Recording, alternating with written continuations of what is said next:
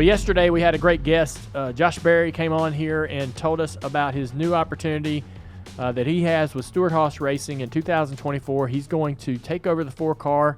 Kevin Harvick is retiring, and a Hall of Famer. And so that's some pretty big shoes to fill, but we had a good conversation with Josh about that. I want to say that for the Dale Jr. Download, Mike, I really have enjoyed charting and documenting this cool career path that Josh is on. And we have everything. You know, we've had him in here for all the milestones, winning the national championship at the late model level, getting his opportunities to drive for Junior Motorsports in the Xfinity level, winning his first race, helping me throughout the fun I've had in the late model ranks at Wilkesboro and so forth. He's been on the show many times to discuss all of those things. And so it's all only fitting that we were able to get him in here to talk about his new opportunity. Listen, I actually got pretty emotional yesterday talking to him. I mean, because I think back to trying to think about what encapsulates Josh Berry. And one of the words, there's many words, but one of them is perseverance, of course, but the other one is just willing. And he's always been willing just to do anything that we've ever asked him to do. And I'm going to be honest with you. Some of you listening may remember, it's even been things that are not that dignified, frankly. You know, he was our Santa Claus at the Christmas party.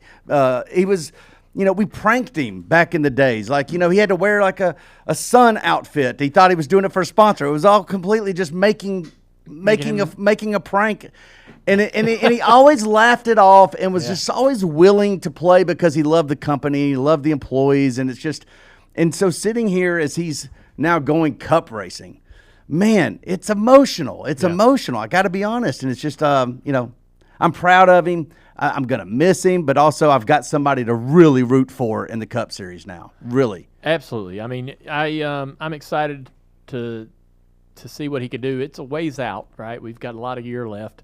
He's going to continue giving his best at Junior Motorsports as they try to continue to move forward, and we move this company forward.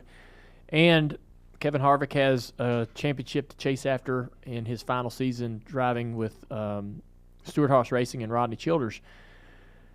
I will say, though, man, you know, we talked about a lot of cool things yesterday. One thing that I missed that I would have loved to have said with Josh at the table was Josh's impact on late model stock racing. Oh, yes. So as a guy who's gotten to this top level and has secured this golden ticket,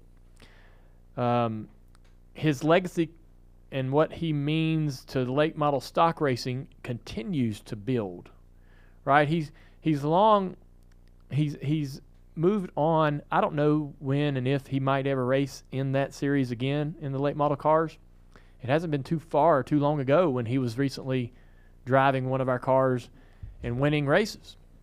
But even after he's moved to the next level, the Xfinity and the Cup level, he continues to shine a light on that type of racing. He continues to raise the profile of late model stock racing and its drivers, its teams, the Cars Tour that he was a part of for so many years, that I'm now a part of and have been for a while. So I love that, you know, that his story is, you know, he's had such an effect on short track racing.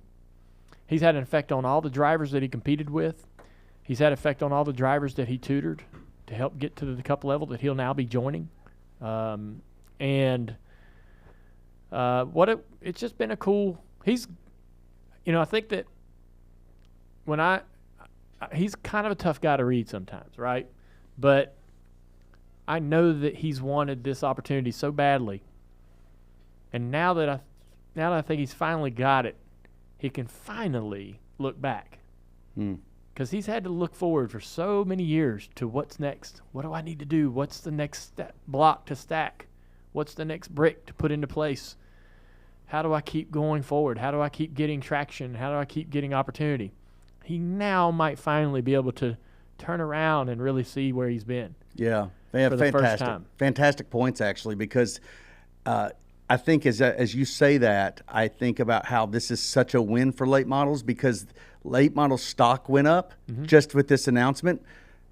am I wrong in saying that, like, it seemed like a lot of the new talent in NASCAR over the past 5-7 years, whatever it is, seemed to come from like USAC, or, we hear about the Kyle Larsons and the Christopher Bells and the dirt backgrounds, and late model stock cars, to me, kind of felt like it was getting a little lost in that as being the, feeder system in stock car racing. Well, by God, they're back. Josh Berry is a late model guy. He's a late model stock car racer, and he's an accomplished one. Certainly the most accomplished driver we've ever had come through here. And I feel like it's a win for everybody, including late models. Yeah, I think that's great. So, again, we had a great conversation with Josh. I'd encourage you, if you haven't listened to it yet, you go check in to yesterday's episode of the Dale Jr. Download. There was one other point I wanted to make. I wish I would have said this in front of him, but I didn't. I hope that it stays fun for him, right? Oh, I mean, like, I know that when people get to Cup, I think about a lot of, the pressures and there's just so much more just bull crap, right? Like, you have to deal with. There is, yeah. Right? More. I talked to him about that. Yeah, and I'm like, I just hope that he finds that Cup racing is as fulfilling to him as he's been as fulfilling to grassroots racing and all the levels that, coming up to this point. Yeah, I talked to him on the phone. I was driving home yesterday, and he was just getting home, and I called him, and I was like, hey, he told me, he's like, I'm ready. I understand the change that's going to happen in my life going to this level. I understand how much more demand there will be from my time, and how challenging the grind will be. He gets it. He's ready, and he's prepared for it. It's not going to be a surprise. It's not going to catch him off guard. And it caught me off guard. I grew up in this my whole life. I raced in the 98-99 season in the Busch Series, winning races and championships, and got into the Cup Series. And with 10 races to go, I was out of gas. Yeah. And so, and he'll find that first Cup season taxing, trying to process mentally all the things, going to these racetracks and driving this car for the first time at many tracks. So it'll be tough. A very difficult challenge to adapt and get going, but I think at his age, he's sort of skipped all of that development process. He's well ready and plug and play, which I love. I think that this is going to be a great, fascinating thing for people to see, because we talked about it in our show yesterday. I was Googling the ages of some of the more recognizable names in our sports history, and when they started driving for their full-time Cup career. And there are a lot of great examples of drivers who had Cup careers that were very successful that started around the same time that Josh is getting his start. And so, I think that the great thing about that is it might change people's sort of perception that, man, you got to grab this 18 and 20-year-old and keep them tight, keep them close to the vest, because you don't want them to escape to a different team or owner, and got to wait for them to develop and all those things. But there are guys out there that are ready, race ready, turnkey, win ready, championship ready, and so maybe a guy who's sitting here going, I'm 27, 28, 29, 30 years old, and maybe I guess my time has came and went. Well, wait a minute. Here's an example that would prove different. And there's a lot of examples in our history that would also show you that if you keep going and keep trying, that opportunity could exist. Yeah, I think that's cool too. It's going to be fun. You're right. I'm looking forward to having an opportunity to watch Josh on Sundays. I'm going to be excited about that development and how that team goes forward. And it'll be a new twist on how we experience races at the Cup level. Yeah, can I ask you this also? We brought it up yesterday. I asked him how hard it was to stand in front of a group of employees. This is something that both of you have in common, albeit different circumstances. I remember when you went over to DEI and had to address them that you were leaving, at least your team. Mm-hmm. I don't know that I can think of a more intimidating situation, whether on good terms, bad terms, any type of terms, than having to stand in front of an entire company and tell them either goodbye or I'm making a move. Is it as intimidating as I think it could be? I think that it is a little bit intimidating, but I feel that way every time I stand in front of them. Even when we're celebrating a win for a beer toast, they're intimidating. They're an intimidating group, especially our group. Yeah. Well, mechanics, racers, they don't put up no bullshit. They don't. You know, right. and they don't want no lip service. They want you to tell them what's up, tell them what's happening, tell them what they need to know, and give it to them straight, right? And I hope that they really truly believe what I told them. I know that Josh was genuine, and they certainly couldn't question that. But when I talked to them about our company being this sort of pathway to the Cup level, we really should embrace that. Yeah. You know, we're not a Cup team. We're not the final destination. Now, some people do want to come work here because they just love what we do, and this is really where they want to be long term. We do have those employees here. But for a lot of people, we're this opportunity that gets them the next opportunity. We're a rung on the ladder. And we should be very proud of that because we're very capable rung on the ladder. We've got a lot of examples of where people have came through here and absolutely had great success at getting to the next level.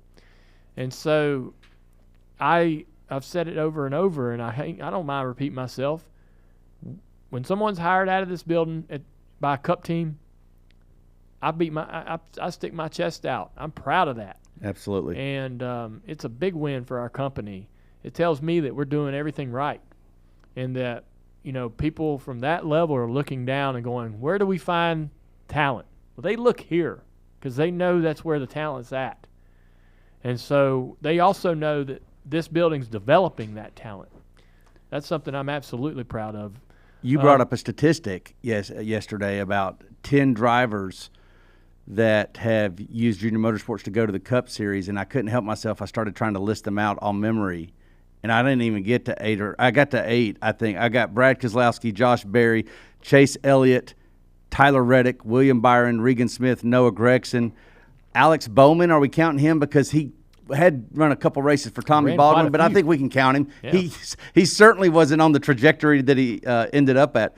And then I'm missing a few, but like that right there, that is a list. That is a powerful freaking list right there. Yeah. Those are some stellar drivers that some of them won championships. Some of them had value here in their own ways.